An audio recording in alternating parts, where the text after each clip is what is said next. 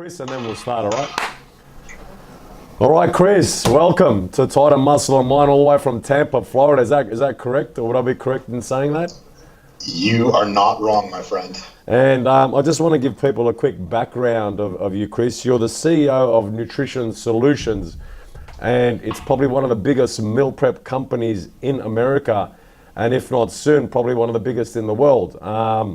You've also done a lot in terms of working with a lot of underprivileged kids, WWE stars, influencers, and built a brand behind an amazing product. And I've been watching a lot of what you do online, and one thing I've noticed about you, Chris, is you're an absolute perfectionist. And even when I was in Vegas and I was, and what I mean by that is, like, you're a perfectionist that's striving to always better themselves. You're never content on the person that you are. You're always trying to make yourself better. And it was never more evident to me than when I seen you in the change rooms getting ready for the Chris Gethin seminar, where you had your earpods on, and I know you were kind of listening to, something to prime you for the seminar. And I remember when I was doing my talk, I could see you in the audience, and you were so focused on listening to everything. What it seems to me like, within your brand, within everything that you do, and your relationships with those that you're closest to, you actually care a lot. And what I mean by that, and I just want the viewers to get context of what I felt about you. As soon as I got back, you sent me a message and you said, "Man, it was great catching up with you, man. So I wish we had more time, man. We've got to make more of an effort to be together, because we're give each other the kind of energy that we need, and we don't have enough of our types of people around each other." And when I never forget this, Chris, when I came back to Australia, people asked me, what was it like? And I said, man, when you're around the two Chris's, Jag, and even my brother, and you're looking at these guys that are striving to this next level, and age is no barrier, and you could see the energy within each person wanting that kind of group more often. And for me, it was like, people go, what was it like? I said, forget 10x, it was 100x. I felt the power of 100x. And I said, you'll never understand that until you get to a level where you can mix with these guys. And it takes many years. And you've got to keep working through the struggles just to get to that point. And you've got to be patient. You can't just expect to be around great people a year of putting hard work in. It takes many, many, many years. And that's what I want to that's what I want to tell our viewers. Like, you're an amazing CEO for, obviously, Nutrition Solutions, one of the biggest meal prep companies, but you can see why. Now, Chris, for those that don't know much about you here in Australia, can you give us a bit of a background and tell us a bit about yourself and what you do? Yeah, so, this is the part that obviously you gotta explain to people why you are someone worth listening to, right? So I'll try to make it brief so we can get into the the good stuff, the stuff that we can put out there to give people practical action steps to move forward in some way. But basically, first of all, thank you for having me on the show, and thank you so much for that intro, man. That was great, and it means a lot to me that you noticed that about me, because I do care. I mean, I really, really fucking care. And I found that that's a very effective strategy. Just if you're someone who's interested in living a strong life and, building strong relationships and, building a legacy that ultimately you can look back on it and be proud of. So I do care, man. I care about improving my own life. And I know that, the only way that I'm going to be successful in that regard is by helping other people improve on theirs. So I'm going to make a long story short, man. I was arrested 17 times prior to my 18th birthday, right? I came up a little unorthodox. My mom had me when she was 16. She was super young. My dad took off when she was pregnant. So I didn't have the normal structure and discipline and that normal upbringing that children normally have to live what most consider a normal childhood. Started getting in some trouble just due to some of the issues and the behavioral patterns that I adopted, and got myself in a position where I was heading down a path that wasn't consistent with, being a good human being. I wasn't a good kid. I was a shithead. Looking back on it, I can honestly say that I just wasn't a fucking good kid, man. I don't even want to like try to front and act like it was. Yeah. I used to act out and do really, really stupid fucking things as a way to like get attention and feel significant. And what I failed to realize at the time as a young kid was, those things didn't make me significant for the right reasons. They definitely made me significant. They definitely made it so I stood out, but I was standing out for all the wrong reasons, which is why I ended up getting arrested so many times. I developed a reputation. I'm from Boston. I went to high school in a suburb outside the city, Braintree, Massachusetts. I developed a reputation with the local police department. Everybody on the force knew who I was because I was the kid who, when they showed up to our parties to break it up, I was running my mouth, talking shit, talking back, just being that guy. I actually had a physical altercation, with a cop one night, and he did not take me to jail. But what he did do is he promised me that every single time that he saw me from that point on, he would be taking me in. And I will say that he kept his word because that incident right there, he made sure that, every single time they came to parties, busted up our parties, I was usually the only one who went to jail. And, I was arrested for things just like trespassing, drinking, underage, got arrested for, weed back before they decriminalized it in Massachusetts, fighting, just, nothing crazy. But again, it was escalating and it wasn't getting any better. Inevitably, the state of Massachusetts got sick of my shit. They got sick of seeing me in court every Monday morning. And basically, I was given an ultimatum that I could either join the military or serve 7 months in jail. So obviously I joined the military, entered the military. I was in the Navy. I had the opportunity to be a part of one of the most elite communities in, arguably all the military. I was a Navy deep sea diver.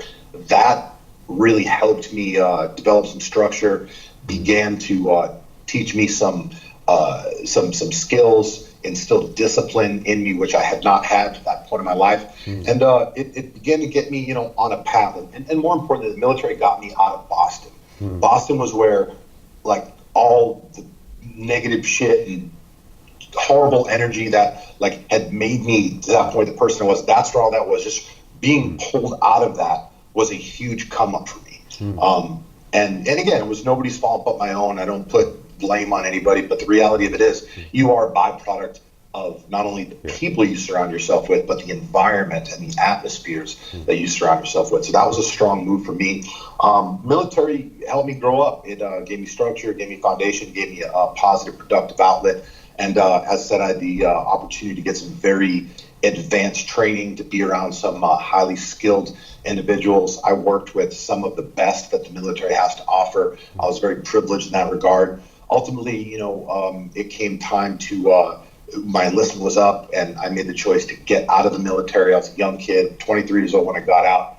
And I went from having, the structure, the discipline, the schedule to, no longer having that. And as a young kid with the past that I had, it caused me to get off track again. So I ultimately ended up working in a strip club. I was, working the door of the strip club, and I hated the environment and got myself in a position where I was drinking all the time at work just to so it was tolerable, and drinking at work so customer mouth off instead of being diplomatic and handling it appropriately. As a young kid, hothead, big ego, I was getting in fights with the customers just about every fucking night, and messing with the girls, just not doing things consistent with being a good human being. And I literally I hated the atmosphere, hated the environment, hated the people that were in there, and I decided that it was time to make a change. I hated it so much I subsequently quit the strip club to become a drug dealer. And so spent the next 7 years of my life as a drug dealer. Just for clarity, I was not selling crystal meth to elementary school kids. I was selling anabolic steroids, not to minimize it, still illegal, still highly unethical, but just to get everybody on the same page. Lived that life for a long time, man. I lived a very fast life. I was making cash. I was kind of the man about town, going out partying all the time. And, eventually it got to a point where, drug dealers surround themselves and hang out with other drug dealers, right? And a lot of my drug dealer friends started going down. My best friend ultimately ended up getting his indiscretions caught up with him. He ended up getting sent to prison.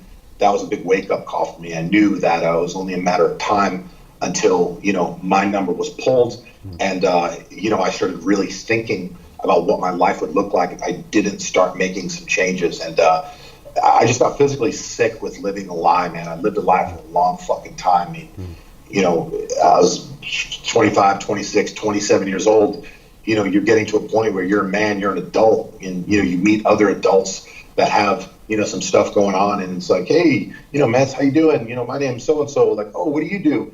And, I had a story, a cover, if you will, that I was like, oh, so, I sell steroids. You want to buy some? That's not. So, you don't do that. So I had a story that I'd go with, and I would say around the 10,000th time I told that story, that lie, just the words coming out of my mouth, just physically, it overwhelmed me with a feeling of just a nauseating, just feeling of anxiousness and just paranoia and disgust. And at that point, I realized that I needed to make some fucking changes. I knew, I felt that I was put on this planet to serve a higher purpose. I did feel that. I believed that. I just truly had no idea what that was. So, around the age of 27, I started to make some changes. I started to, read every book I could get my hands on related to becoming a better human being, related to goals, just the mindset, personal development, watching all Tony Robbins' videos on YouTube. At that time, this is 2010, 2011, there wasn't the resources that are available in abundance now. I mean, there's all kinds of podcasts out there now, just all kinds of just like new updated books. I mean, everybody's putting out books. YouTube has become overwhelmed, saturated with amazing information. There wasn't the amount of content and information at that time, and I certainly took advantage of what was out there. I mean, I would listen to the disc sets, the CDs. I mean, that was hot back then. I mean, that's pretty much extinct now. But just started doing what I could to try to figure shit out and figure out how I could go from where I was, then to just doing something that I was proud of. And long story short, the opportunity presented itself to start this company. It did not start. I mean, I'm not really sure what the active demographic of this podcast is. I'm sure there are some business owners. When you think about starting a business and what a startup entails, I didn't walk that path. There was no business plan. There was no me pitching investors. It was literally me getting 10 people I knew together to say, okay, I'll buy some meals, and then me going to a catering company, having them make some food, some shitty food at that, basically buying the food from them and then flipping it for a profit. And that's how it started. Very, very humble beginnings. And over the last 7 years, I've just been putting in the work to develop, to grow, to get better, to figure shit out. And I've just kind of stuck to the game plan that helped me initially exit the life, getting out of being a drug dealer. I've continued to follow that game plan, man. I read as much as I can. I'm just very actively training my mind and just accruing as much knowledge as I can, as well as just trying to surround myself with the right people that I can learn from, people that I can serve and help, because that shit all comes back to you. And it's worked out pretty good for me so far. In the last 10 months, I've actually been featured in Forbes magazine on 4 separate occasions, which is pretty cool, because back in 2015, which was the worst year of my life, I actually got arrested. 2015, got arrested for crimes that I'd committed 3 years prior. So at the tail end of my drug dealing days, I got set up, by an individual who's a friend of mine at the time, and for whatever reason, the sheriff's office and the DEA, they decided to they'd serve that warrant and arrest me 3 years after the fact. Now, I had already walked away from that life when I started my business. My life was in a completely different place. Went through a crazy process where, I was looking at 24 months in prison. It was the most painful process of my life. I hit a very, very low point. Fortunately, the universe had different plans, and I guess I determined that I'd done enough good to give me a second chance and a new lease on life. But in 2015, after I got through that process and got through the absolute worst year of my life, I publicly put it out there and I said, listen, 2015, a Facebook status still up on my Facebook page to this day. I said, although 2015 was the absolute worst year of my life, I'm going to do everything in my power to guarantee that 2016 will be the best. And one of the things I put out there and I said I was going to do, not in 2016, but I said, one day I'm going to be on the cover of Forbes magazine. And at this time, I had no money. My business sucked. I'm not going to lie. Like, my business sucked. Like, at the time, I probably thought it was good, but looking back on it, it was like, holy shit. Like, how did we even sustain as long as we did? But during a very low point when morale was low at my company, we weren't doing very well. It was very obvious to some of my team that weren't doing well. To just paint the picture of where I believed we were going and where I knew in my heart we would one day be, I told them, I said, listen, we are going to be the best in the world, not only in this industry, but in any industry. We're going to set the standard for customer service. We're going to set the standard for quality, for consistency, for branding. I want to be the best at everything. Wow. And I said, I promise you, if you guys trust me, if you stick with me, if you stay loyal to me and to this mission, I guarantee not only will that happen, but I will always fucking take care of you guys. And I said, and to add to that, I said, one day you are going to see me on the cover of Forbes magazine. Mark my fucking words. And when I said that, I don't know if I actually believed that part of things. I think maybe I was getting carried away in that narrative and just kind of threw it out there because I had some momentum. I was a little fired up. But it was really interesting, about 10 months ago when Forbes called. And it just really just put some things into perspective for me as far as if you want something, man, you just gotta you gotta believe and you gotta put it out there and then you just do the fucking work. And you may not see that you're actually taking steps towards achieving that goal. You may not think it may seem like, it's not happening, but then one day it's clearly put in perspective for you. And although I haven't been on the cover of Forbes magazine yet, it's nice to know I'm in the fucking game. I'm not going to lie to you, just listening to that story, you've just inspired me to believe even more because, I was listening to your podcast with Chris and you write down these goals that are so hard to reach and you're writing them every day and it's there right in front of you. And what it seems to me like is you write the goals and you get to work every day. Now, you've had every challenge, that anyone could throw at you throughout your childhood, throughout your teenage years. You drew a line in the sand to become the best you could possibly be. Do you now do that every day? Like every day's like that? As far as writing my goals down? Writing your goals, but going to that next level. Do you try and push yourself to that next level every single day when you wake up? So I do have a process that I follow, when I get up in the morning. And, it's something I do need to work on being a little more disciplined with. But I would say 90% of the time, I follow it. I get up at a certain time. I literally take a moment to force myself to think about how fucking amazing that day is going to be. I think about all the good things that I want to have happen that day. And sometimes I don't think about anything specific. I just think about the fact that I know today I'm going to fucking win and I'm going to move closer to where I want to be.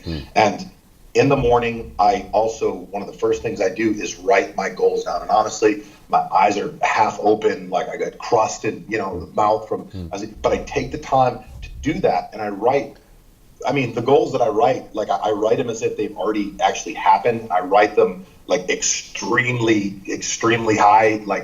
I'll just quickly go over the goals that I write down every day. My net worth is $250 million.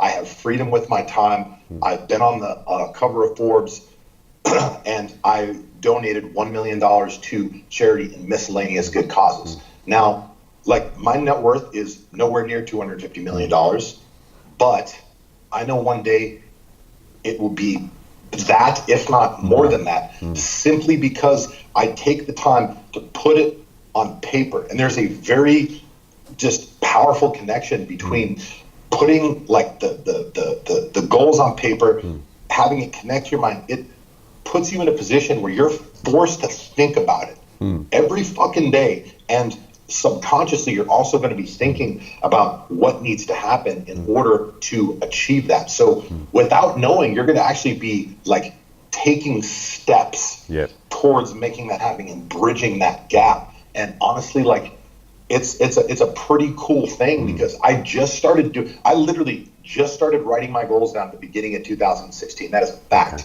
January of 2016 is when I started writing my goals down. 2016 was a breakthrough year for me. That's, like I said, 2015 was the worst fucking year of my life. 2016 is when shit started to happen. 2017 was obviously good. 2018 has been amazing. And, you know, am I going to attribute this all to like writing the shit down? It's like, no, of course not. But I can't also discount the fact that all that shit did start to happen once I started to do that. So it you know, the way I try to put it in perspective to people, most people don't even have fucking goals. Yeah, that's right. In the first place, which is a huge problem. So, you know, if you don't know where you're going, how the hell are you ever going to get there, right? So you got to write goals. So, like, hopefully the people that are listening to this podcast are not like most people. We know they're not like most people. They're people who are concerned and interested and committed to getting better. So probability suggests you have goals of some kind. You have to get very, very specific, okay? And whatever your goal is right now, like, literally, it needs to be 10 times higher and 10 times more than whatever you think, because it is going to require 10 times the level of action to make it happen. And the beauty of that is, if you never actually achieved that, like, you know, that 10x goal, hey, man, even if you fall short, you're still way the fuck ahead of whatever you're saying you want to do right now. And that ain't a bad thing. So it's really, really important that you get them on paper. And if, you know, these goals are important to you, which, you know, I would think that everybody who sets a goal, I would think that would be important to them when you start thinking about not necessarily like the specific goal, but why you want to accomplish the goal. If, you know, you're not writing your goals down every day, if you're not taking time to review your goals, I mean, that basically means you don't value your goals as important enough to write them down every day. So if you don't think that they're important enough to write down every day, it's pretty unreasonable and practical to think that you're going to be willing to push yourself, make the sacrifice, and get up and do the fucking work on the days that you don't fucking feel like it to get to those goals in the first place. So writing your goals down every day, that's part of the work. Mate, I agree with that. You know what I love about you, Chris? You know, before you were talking about helping those that have been with you when you get to the top there and looking after them. Like, you're not on this journey on your own. You're looking after the people that have been there with you, and you've made a promise to them that when you get there, they're going to be there with you. How important is that, and having those right people around you, and then rewarding them when you get there? Man, it's everything. I'm very, very fortunate to have some good people around me, and honestly, it hasn't always been the case. You know, there's a lot of people that, you know, they're there when things are going good, and they're going to stick by you when things are well. When things get hard, when crisis hits, when, you know, the bottom fucking falls out, it seems like the whole world's crashing down on your head, which has happened to me on more than one occasion.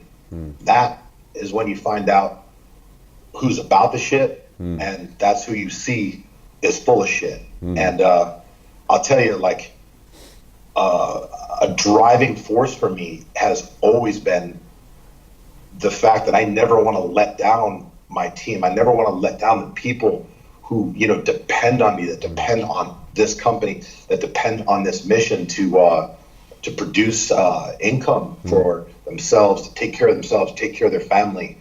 that's a responsibility I take very, very seriously. And you know, I care about the people that, you know, that are on this team. I care about all the people that, you know, I keep a very small circle.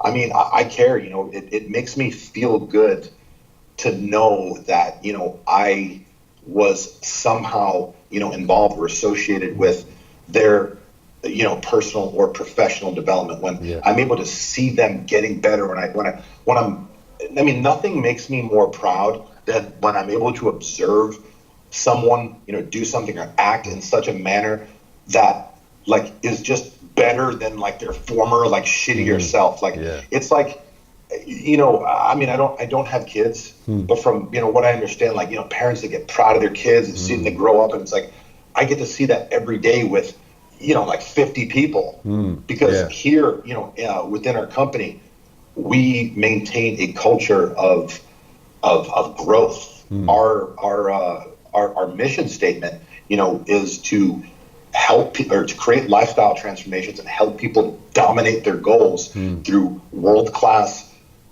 customer service, nutrition, motivation, and accountability. And one of our core values, one of our primary core values, is help people. Okay, and I think when, you know, the outside world, if a customer, potential customer, went to our website and saw that, they would think, oh, good, help people. Yeah, like, well, that's great. They're going to help people. I mean, of course we're going to fucking help people. But they're paying us to do so. So that part goes without saying. But our company, our team, and we take that to a whole other level. The way we improve on our company, the way that we grow, the way that we provide a better experience for our clients, for our customers, and, you know, to the outside world, because we do a lot of community service. We're very active in the community. It's very important to me. The way we do that is by developing the people within. That has always been my strategy to grow. That has always been my strategy to move forward, and that will continue to be the strategy because it's very effective. We have mandatory personal development within the company where we basically do 1 hour a day over the systems, the intercom, where while they're working, they're listening to an audiobook, a podcast of some sort conducive to, you know, just leadership goals, just, you know, mindset, just all the good shit, right? Like the things that, you know, you need to learn and absorb to get better and to improve. So that's something that's really important to me, and that's a responsibility I take seriously. And, like, you know, the people here know, like, if they don't stay on track, I mean, that's something I check up on fanatically. I'll tell you a quick story about how important this is. Go ahead. Earlier in the year, I ran into some health issues, man. I been going very, very hard for a long time, and neglected my own health. As fucking crazy and hypocritical as that might sound, like poster child fucking health over here, big dog meal prep nutrition kit, right?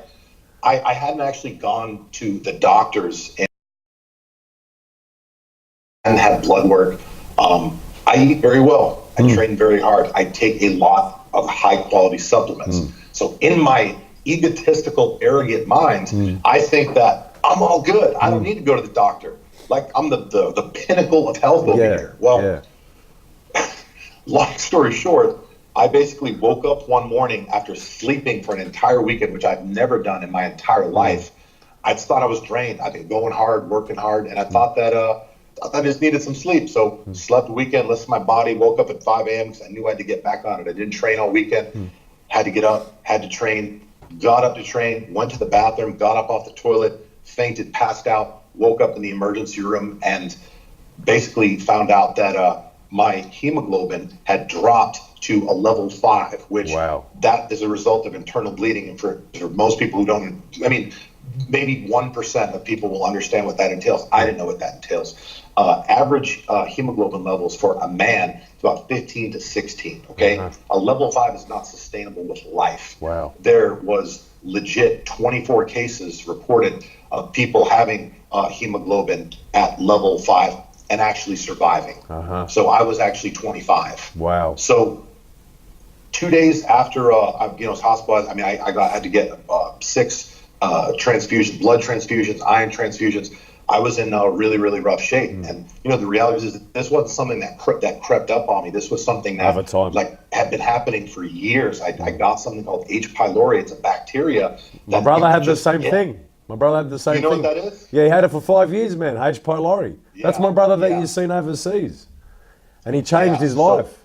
Yeah, go ahead, keep going. Yeah. So Wow. basically, the only way that you would know about that is by getting a blood test. Yeah, Honestly, yeah, I got used to just feeling shitty, and honestly, I've been going hard for a long time, man. yeah, And I yeah. just thought the way that I was feeling, run down all the time, tired. Wow. I just thought that that was like a byproduct of fucking being an entrepreneur and just growing a Yeah, business and part of the sacrifice. And yeah, I just kept pushing, bro. I kept going anyway, kept doing the work, kept yeah. training, and my body was just like almost like adjusting to feeling like shit. And I think because I was eating well, because I was taking care of myself, taking supplements, it kind of masked some of the things that were really going on.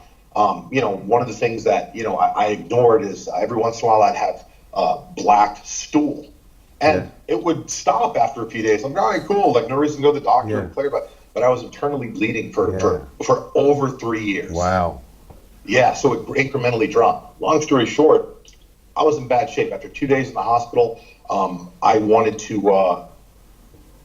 let my team know that I was okay. I know a lot of people were concerned about me. So I sent a video, or actually I didn't send a video because I started sending a video and I looked like fucking death. I didn't want to freak them out. So I sent an audio message letting them know that I was thinking about them, letting them know that I was all good, that I'd be back in the fight soon. Yeah. And that just know all is well here. I need you guys to hold it down for me. I'll be back, whatever. And, wanted to keep morale in somewhat good despite the uncertainty. I jumped on a call the next day with my supervisors, and I was like, guys, how we doing? And then they're like, oh, we're good. How are you doing? I'm like, I didn't even answer that. I said, what did we do for personal development today? Cool. Yes. And there was about a 3 to 4 second pause, Yeah. which told me that they didn't do personal development that day. Yeah. And honestly, in the middle of the hospital, I'm hooked up to all these fucking things and monitors and bullshit. And I stand up and I said, listen, guys, standards are standards and policy is policy. I said, I don't give a fuck if I'm legit 5 minutes away and on my fucking deathbed, 5 minutes away from entering the next world. I will still push you to do the personal development because that is how fucking important it is. Yeah. And honestly, I really, really hope that people that hear this, that hear that long-winded story, understand that I truly meant that simply because it has helped me change my life and 100%. turn me into something and someone that I never thought possible. I was a loser for the majority of my fucking life. 28, arguably 29 out of the 35 years I've been on this planet. I haven't been a winner, man. I haven't been doing things that I'm proud of. I haven't doing things that contribute to the betterment of society and the betterment of humanity. And because of the books that I read, the knowledge that I accrue, the way that I condition and build my brain, I've been able to do some shit, and I'm doing okay. I still have a long way to go, but the reality of it is I've come a long way from where I was. Honestly, I truly believe that if I can do it, legit anybody can. Yeah. And it begins and ends with the time that you put into developing this fucking thing right here, your mind. You know what I love? I feel like I'm watching myself sometimes because this is pretty much how I am with my team. Now, I just want to go back to the H. pylori because it's a gut issue. It's a gut bacteria, right? And my brother had it for 5 years, and I never forget. I used to go to dinner with him, and he'd be in such pain, and it really sucks, right? And it's about around 60% of people have it, but they don't realize that they've got it. And like you said, it creeps up on you. In Southeast Asia, it's about 80%. Now, let me ask you a question. What did you do to get your gut back to where it's got to be? Because obviously, watching your training, performing at your high level that you do, you would have had to do some work. Yeah. So, well, first of all, if you're hearing this and you haven't got blood work, got a checkup in the last year, if there's one fucking thing that you get out of this, it would be to go do that. And this is something that's very important to me that I feel I need to do a better job of putting out because, like I said, the poster child of health over here, supposedly, right? Like, I was very, very fucked up. And I got to a point where most people probably wouldn't have made it. But fortunately, because of all the things that I do, it put me in a position where I was able to fight through and recover and adjust. But most people don't do that, right? Most people don't take care of themselves that way, which is why, there's only 24 reported cases of people that survived with their hemoglobin that low.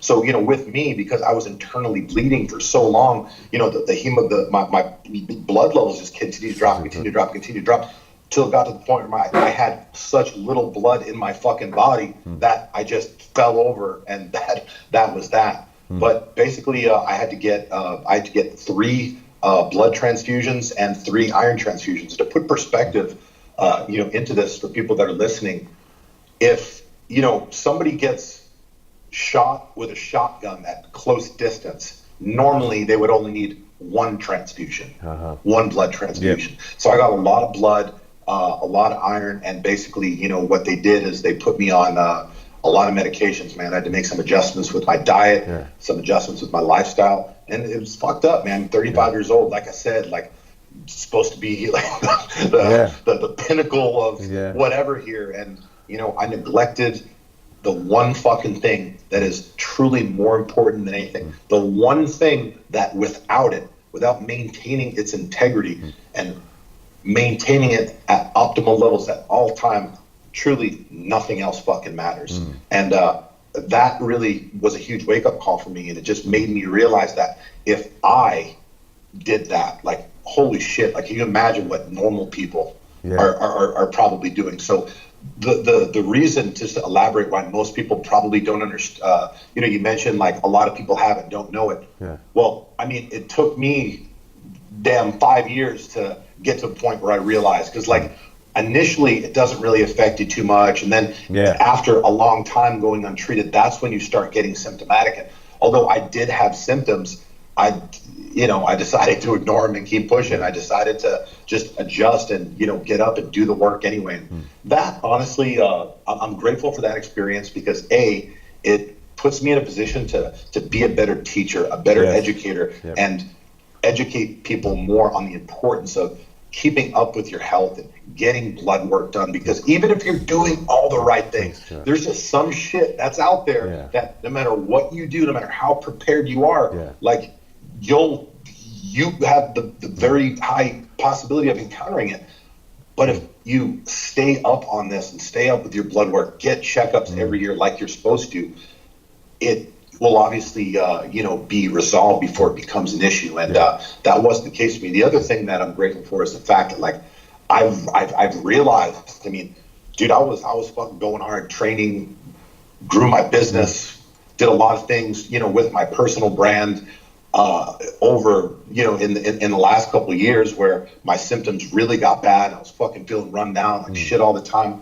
I was able to do that despite operating at what the percentage that they gave me at the end. They said for the last year, I was realistically operating between 15 and 22% of what my body's full potential was capable of. And I thought that was pretty disturbing and cool at the same time. Because obviously you're looking at that, you're going to yourself, well, if I was performing at that level, what about when I'm 100% healthy? What level can I perform, right? And then you're going, well, what kind of a leader can I become now? How can I help more people that have got this issue? To me, what it seems like, Chris, and I've gone through kind of the same journey that you've gone through. I was a shit bag as well when I was growing up, and I wasn't the best guy to be around, and I probably did lie to myself a lot. But one of the greatest advantages to that is when you come out the other side, you can actually see what people actually need, and you can also not take this excuse from people when they go, I didn't have what you had. Now, you've just told me everything went against you, and look at where you are right now. What do you say to those people that constantly make excuses and say, oh, I don't have what you had? What do you say to those guys? Oh, man. So, there's a couple ways to approach this, and I want to help those people. So I'm going to come at them like this. I fully understand and can appreciate the fact that you believe what you're saying to actually be true, because you wouldn't be saying it unless you thought that. I know what that feels like. I used to be the one making those excuses, telling myself and anybody else who valued their time low enough to listen as far as why I could never do this or never do that. And, I'll never be able to, have a real career. I'll never be able to, do anything that matters because I've been arrested 5 million times because of my past, because of my anger issues, because of my mom, because I was abused. All bullshit. Yeah. All weakness, all excuses. Also, all true. Okay, because I think a lot of people get confused and are quick to get offended and experience resentment or feelings of malevolence when we're calling them out and making these excuses. Nobody is saying the things that are coming out of your mouth aren't accurate in nature and aren't true. However, in no way, shape, or form is that actually prohibiting you from doing the things that you claim it's stopping you or standing in your way of accomplishing. The reality of it is, you saying that and thinking that, yeah, absolutely, that'll take you out of the fucking game. But if you change that narrative and change that perspective and instead of thinking and saying why you can't do this and why you can't do that, and, you didn't have this advantage, your parents, didn't support you, your dad's a piece of shit, you weren't hugged enough, right? Like you weren't sent to, university, you didn't have the proper resources, you don't have, whatever, you don't need that, okay? All you need is your belief in yourself.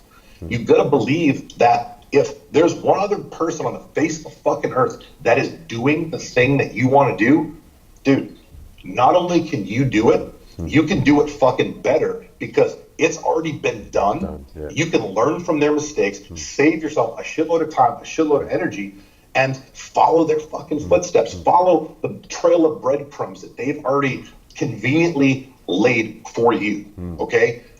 It all starts with changing your perspective and taking responsibility over your life. Dude, nobody gives a shit about the fact that this happened or this person stabbed you in the back or this person fucked you over or that you were abused. Like, I'm sorry, nobody does. They just don't. They might in the moment, they might entertain the conversation because they don't want to be super rude, right? But all you're doing is making them feel uncomfortable and putting your shit energy into their life, which is very rude and inconsiderate of you, by the way. And look, I get it, man. I get it. Like, if I'm hearing me say these things, like the me like 10 years ago, I'm like, fuck this guy. What does he know? What does he know? This guy, fuck him.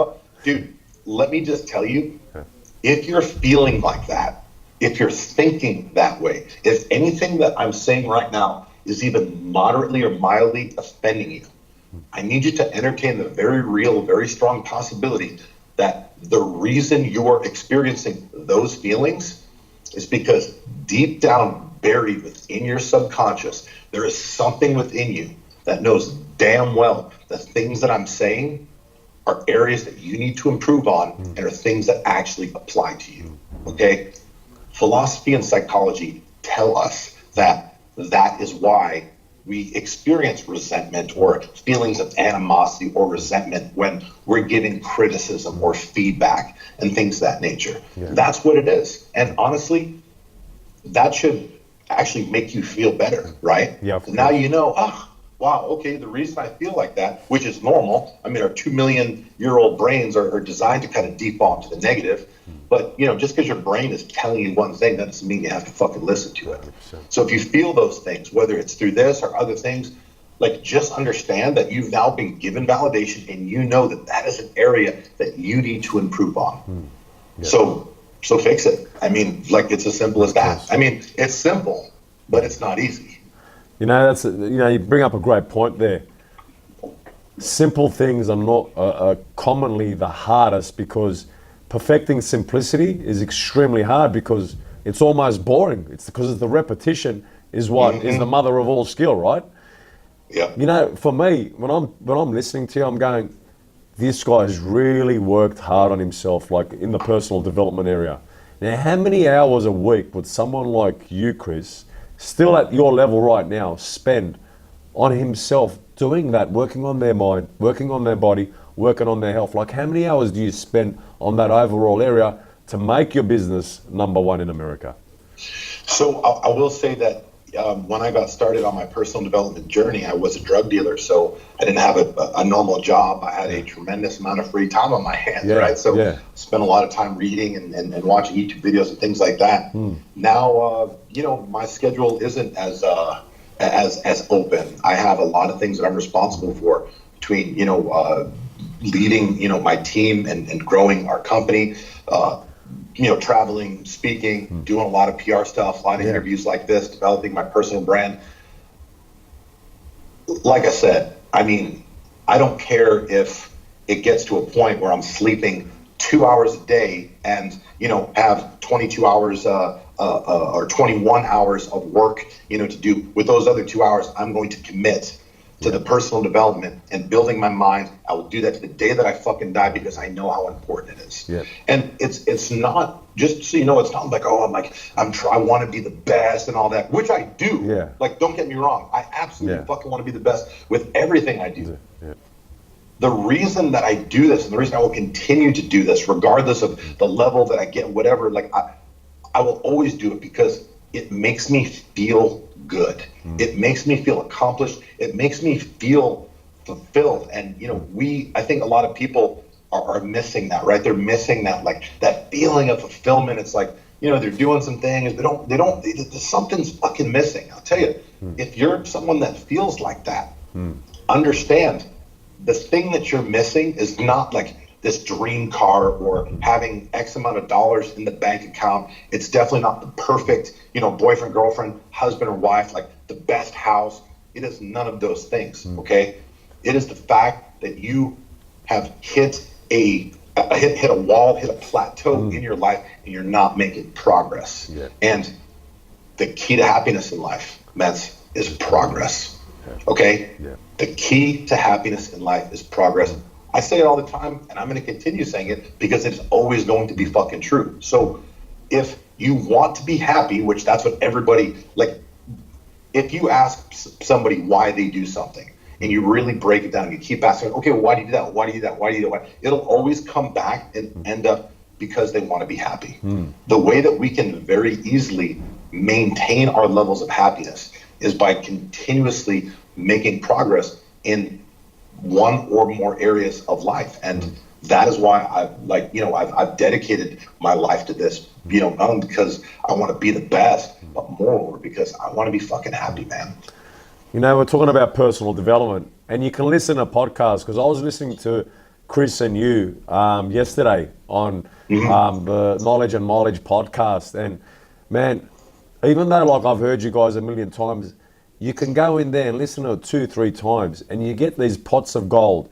And we're so lucky we're living in a day and age where we can go on a podcast and get so much out of it. Like the last 4 days, I've probably listened to 4 hours, 3 on health and 1 with you guys. But you guys went everywhere from business to gut health to the mind and where the mind's got to be. And the people you've got to surround yourself with. You talk about progress. And you talk about simplicity. A lot of people can't get their head around that simplicity sometimes means doing the boring things at perfection, right? And they find that sometimes the hardest. And they look at someone like you, where physically you look amazing, you're so strong, you fly in a jet, you got the nice cars, right? But what they don't realize is you keep your life so simple. Right? Because otherwise you're not going to continually progress or get results. And I find that through social media, people get this perception that he's having a lot of fun, right? Okay, you're having a good time, but man, geez, you keep things so easy so you can replicate that each and every day, right? There's a lot of young people out there watching you, Chris, because I see the way you train. What advice would you give them starting out? Would you say to them, listen, just keep it so simple? Like, get rid of half your friends. Would you say that to them? I would actually recommend a higher percentage of that. I didn't answer your previous question, man. You asked how much time I allocate. I literally mandatorily 1 hour per day. I'm investing my time into something, feeding my brain with something consistent with becoming better. You know, you asked me before we went on, before we started doing this, we were chopping it up. What I told you, I was doing some cardio, listening to audiobook. Currently listening to Dichotomy of Leadership. Jocko Willink and Lee. Jocko, love Jocko. It's great. You absolutely got to get on it if you know you haven't yet. But it's like it's every day. It's not like people are like, oh, what's the best book for this? Like, dude, like I hate answering that because I know I'm the same. I'm the same. 100%. Yeah. All of them. Like yeah. literally all of them. It's not one fucking book that's going to change the game. It's not one tangible action that's going to like, you know, help you get like to the next level. It is a journey. It is a campaign. It is a relentless fight against weakness, against like, you know, the shittier, weaker version of yourself. Yeah. And it's just something that you continue to do and will always do. It's never comes the day. You know, people who have drive and you know, when you finally like buy into this mentality, never come the day where, you know, you're going to wake up and just say, you know what, this is good now. Like I'm good here. I've hit the pinnacle of where I want to be and where I want to go. And I'm just going to, you know, throttle back and just go on cruise control and just stay here. Like, dude, winners don't fucking do that. Winners always are chasing the next thing. They're always trying to get better. They're sweating the details, taking pride in everything they do down to the smallest of fucking tasks. And if you want to, like, you know, be a boss and do big things, well, you better first become an expert at all the minor details. Because if you can't even fucking do that, trust me, you just will never be successful. Because the common denominator between all successful people I know and all successful people that I don't know, that I've read about, heard about, or, you know, had the opportunity to interact with on some level, is they sweat the details.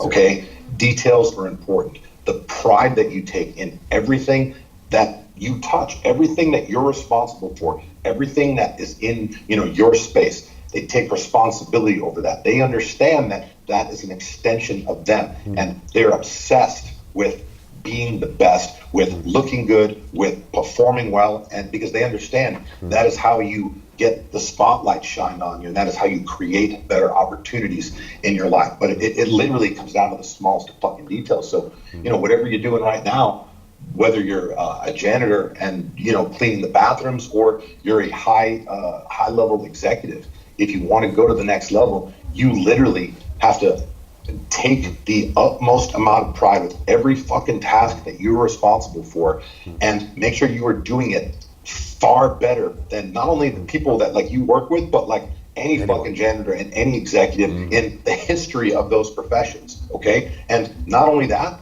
like the person above you, take some shit off their plate. Yes. Right. That is what I mean, that is what the path forward entails.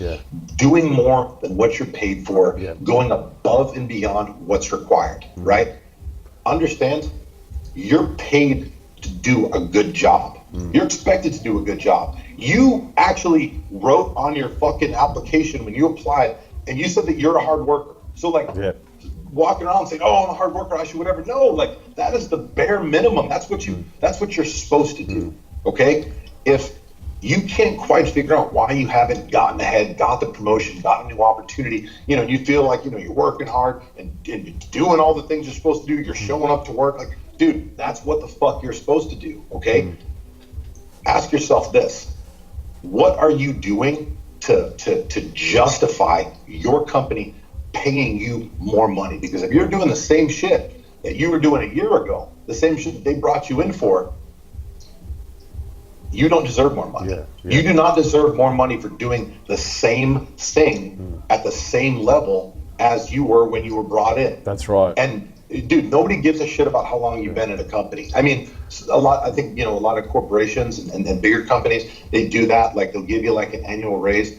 But dude, we know how that works, right? Those companies are set up to pay people the least, to keep them around the longest, to get the most. I mean, we know how the system is set up like that. It's like, that's not, I mean, if you're happy with a little bullshit 3% pay increase, you know, annually, because, you know, you work there, like that's fine. But the reality of it is, you have it within you to move the needle 10, 15, 20% a year, provided you're willing to put in the fucking work. And what the work entails, you going above and beyond what's required of you, blowing away everything in your job description, and then taking things off of your boss's plate, making their life easier, and showing them that you can do more than what you're qualified for, and proving to them that you're worth more than what you currently get paid. But you've got to do it up front, right? You're not going to get say, hey, I'll do this if you pay me more. Dude, nobody does that. No. Prove to them, show them, it'll come around, it'll work itself out. What I love about you, Chris, is and you're drinking HydroCharge there, right? That's HydroCharge. Of course. Yeah, of course, Chris. And I've got a big shout out to our mate Chris Geffen, who's got the best supplement company in the world, man. HydroCharge. It's amazing. His glutamine fermented. It's amazing. But what I love about you, Chris, and even Chris Geffen, it's the same thing. When you look at the circle, is the obsession and the insanity that you guys have of making an impact on the world through the work you do. And like you said before, everyone's scared to pay it forward because they don't feel like they're going to get a result, right? But what if you pay it forward and you don't get given the result, right? But you actually become a better human being. Don't you win anyway? So what do you got to lose? Dude, doing the right thing is always the right thing. When you do the things that we just mentioned, the things that I just talked about, the specific tangible action items, first of all, it's theoretically impossible to not get the end result, which is to create a better opportunity. Because if for some fucked up reason, in the very off chance that you work for a company that doesn't recognize stuff like that, well, look at what you've just done. You've now developed these skills, developed more discipline, essentially leveled up, learned additional skills by taking on additional responsibility, which now qualifies you to go somewhere else and get a better position where you could just literally go and get paid more. So that it's physically and fundamentally impossible for it not to work out. Yeah. People just don't have that mentality, and it's not their fault. I don't get very pumped up about this. It's just, for me, it's like I'm just awoken now, and it's like I want everybody else to be as well. It's like I don't really know how the system is set up over in your side of the world, brother, but I know how the world works, man. In the States, our school system, from a very early age, they beat things in our mind that they tell us this is the way you're supposed to think. You're supposed to, you gotta, go to elementary school because ultimately, you're going to work as you're going to be a farmer, or you're going to work as a clerk, and you're going to be a car. They just set you up to be an average worker. And that's the mentality they beat in you from a very, very young age. And then, you go to high school, you got to do a good job on your SAT. So, you can get into a good college. You got to get a degree because that's the only way to get a good job. And then, you get out of college, and then you got to start a family. And it's like, dude, that's you can go that route and you can be average just like everybody else. The reality of it is, people have to understand that you only have one life, and it goes by fast. Yeah. And the sooner you get in the fucking game, the better off you're going to be. And there's some very simple yet very effective action steps that you can take to start moving the needle of your life forward. But it all starts with understanding that what you've done to this point of your life has not been the best way. Every day I wake up and I tell myself that. What I've done to this point, what I've done to today has not been my best, because I know that there's more out there for me to learn. There's more out there for me to absorb. There's more experience for me to accrue that will make me more effective, that'll make me stronger, that'll make me tougher, that'll make me more efficient, that'll make me more structured, make me more disciplined, and just overall make me better. And when you think like that, and when you know in the grand scheme of things, you don't really know shit, and there's far more that you don't know than things that you do, dude, you're essentially an open book, receptive to new ideas, to new information, and, you start seeing results, man. There's like I said, I just started 7 years ago.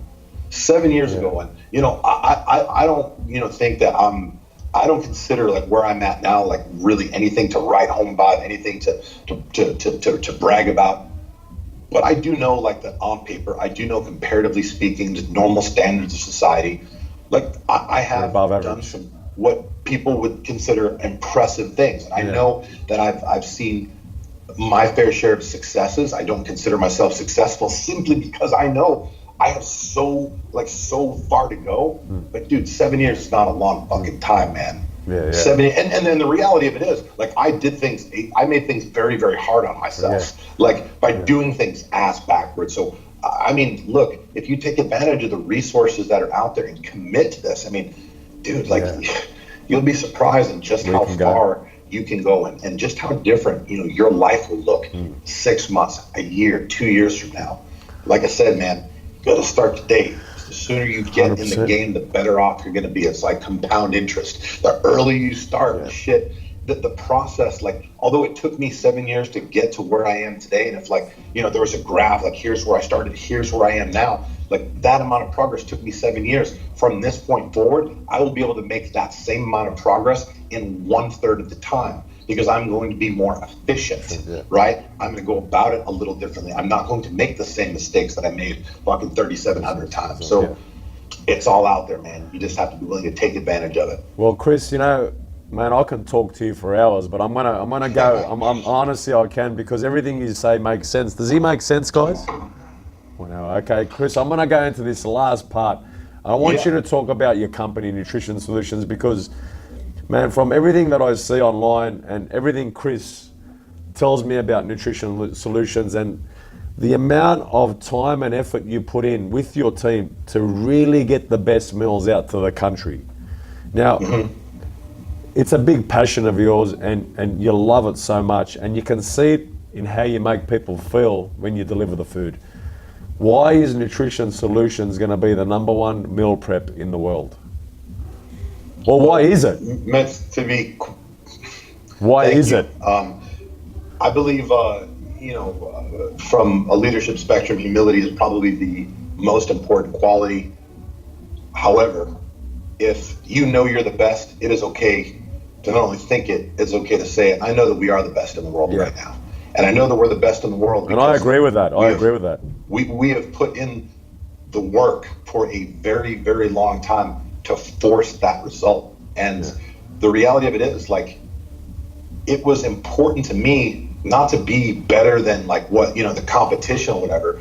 It was important to me to be the best of what I knew we had the potential of being. And I'm not going to lie. I mean, if you asked me to honestly rate my company right now, I would probably say a 6.4. And again, I say that predicated off not like any other company or anything else. I say that based off of what I know is possible and what I know we can improve on. Because like I said, it is a campaign. It is an ongoing journey to get better, to improve. And we come in every fucking day. And, you know, the one thing that, one of the many things that I'm grateful about with this team is this isn't just like, you know, me thinking and saying these things. Like, everybody here from myself down to the entry level team member, they think and operate like that too. I mean, that is just our culture. When, you know, we're speaking to our clients, we're initiating feedback, we're not asking them, hey, what was your favorite meal this week?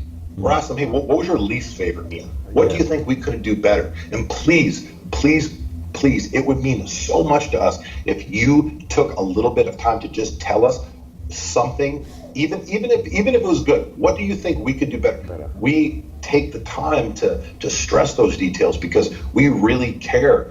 The reason we want to have the best food, the reason we want to have the best branding, the reason we want to have the best customer service, the reason we want to provide the best customer experience is because we want to actually help our clients accomplish their goals. We want to help people change their life in whatever realm that entails. I mean, we have people that come to us that are 250 pounds overweight, and we have professional athletes that utilize our services to fuel their high levels of training. So in order to be effective in helping our clients accomplish their goals and to be effective in accomplishing the mission, we have to take these things seriously. Because if they don't stay consistent on our program, if they're not eating the meals consistently, if we're not providing the best customer experience, giving them a reason to stay the fucking course, guess what? They're not going to stay on the program. And they're not going to be able to accomplish their goals. I mean, when it comes to diet, when it comes to nutrition, the biggest thing is consistency.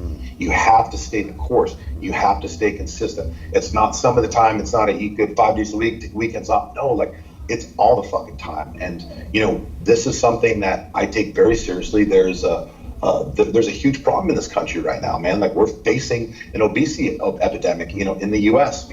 I mean, brother, you were here a while ago, and although you were in Las Vegas for the Mr. Olympia, which is probably like the least, like most effective way to gauge what's really going on here. Yeah. Like, dude, it's a problem, man. Three-quarters of the adult population in this country are categorized as overweight or obese.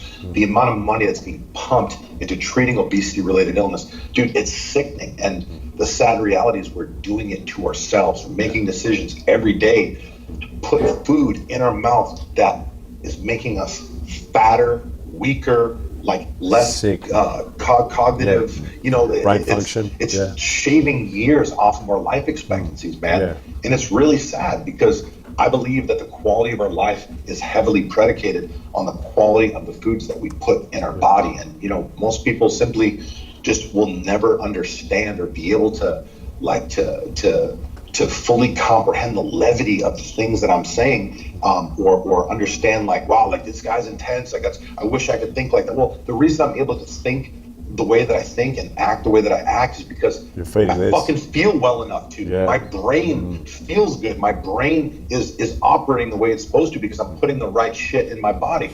Don't get me wrong. I love the fact I love looking good naked. That is definitely a priority for me. But in the hierarchy of priorities, brother, it's number 3 or 4 when it comes to why I actually eat good and why I stay as disciplined as I do with my diet.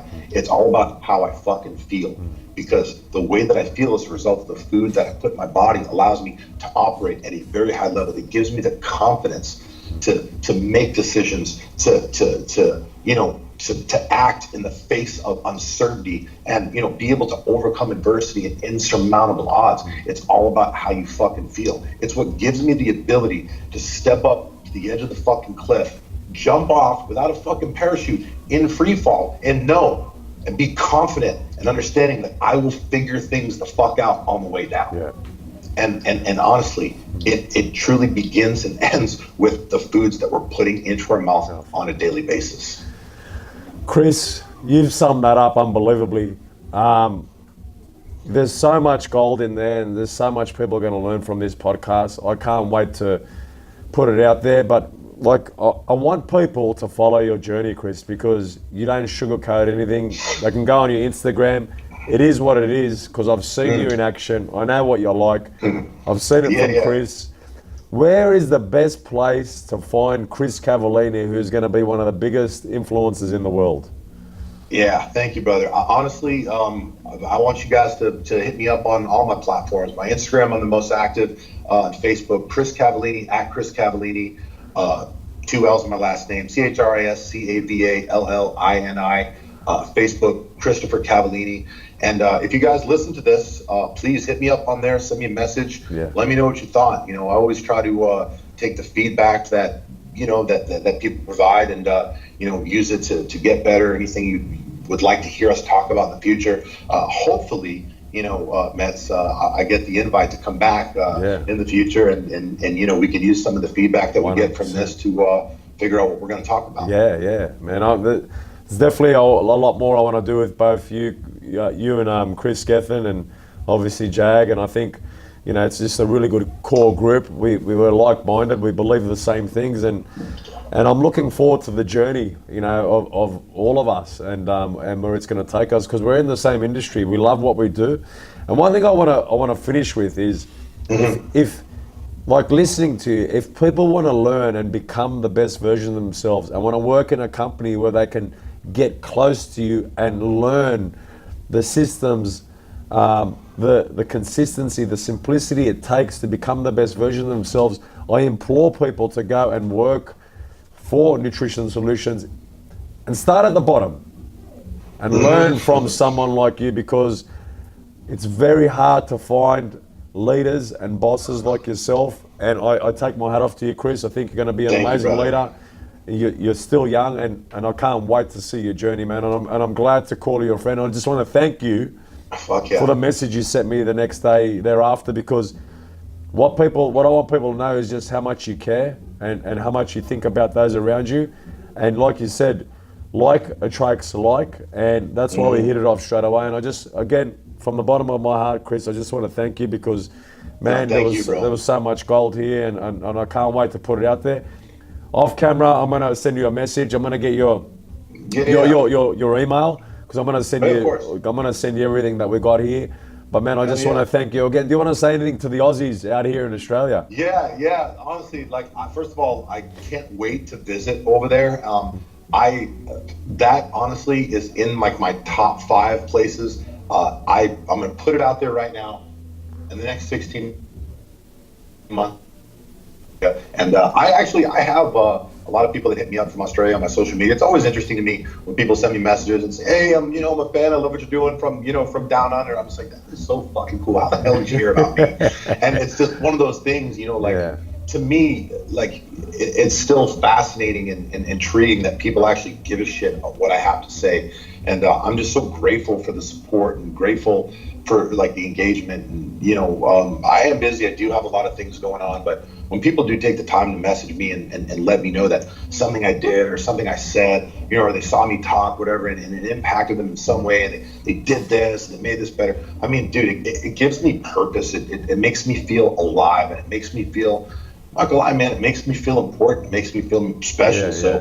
Look, thank you, to the supporters I have out there, and hopefully, I can connect with, some of you guys that listen to this. Hit me up on my Instagram, and hopefully I have the opportunity to meet you guys in person. Thanks again, brother. Thanks again, and we'll definitely talk soon. And I'm gonna come visit you soon, man. I'm gonna make sure next year I come and see you guys more often, man. Thanks again. Thanks, bro. Brother. Thanks. We'll talk soon. For sure, 100%. See you, bro.